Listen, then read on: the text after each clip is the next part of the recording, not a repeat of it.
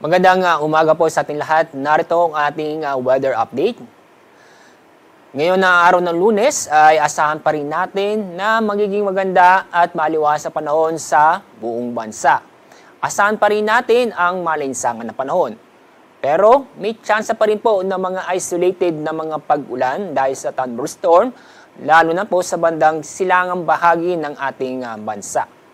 Dahil sa mainit na panahon, mataas pa rin ang temperatura ngayong araw na aabot ng 35 degrees Celsius sa Metro Manila.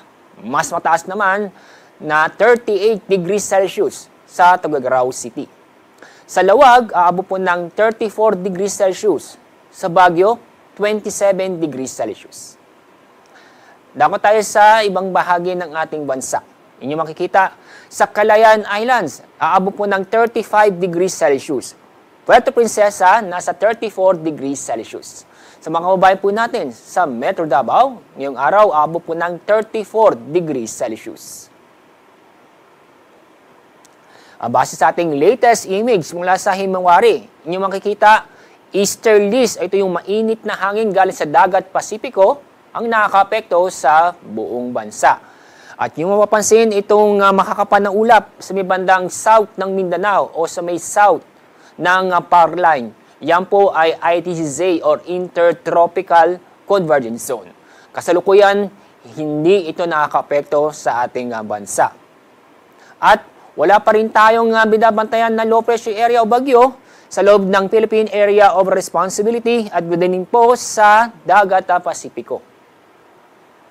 At sa 3-day weather outlook, inyo makikita sa Metro Manila, Baguio City at sa Legazpi City, sa susunod na 3 araw, magpapatuloy pa rin na magiging maganda at maliwalas ang panahon, maliban na po sa mga localized thunderstorm sa bandang hapon o gabi.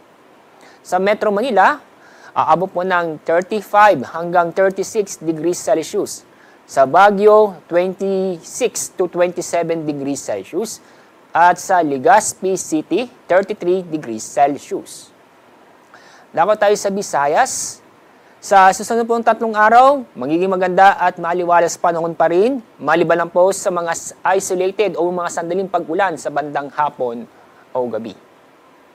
Sa Metro Cebu, mataas po ang temperatura na abot ng 33 degrees Celsius. Sa Iloilo City, 33 hanggang 34 degrees Celsius.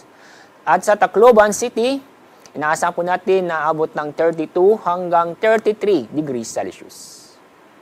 Dapat tayo sa mga lugar po sa Mindanao. Yung makikita, fair weather po tayo sa susunod na 3 araw, maliban lang po sa mga isolated na mga pag-ulan.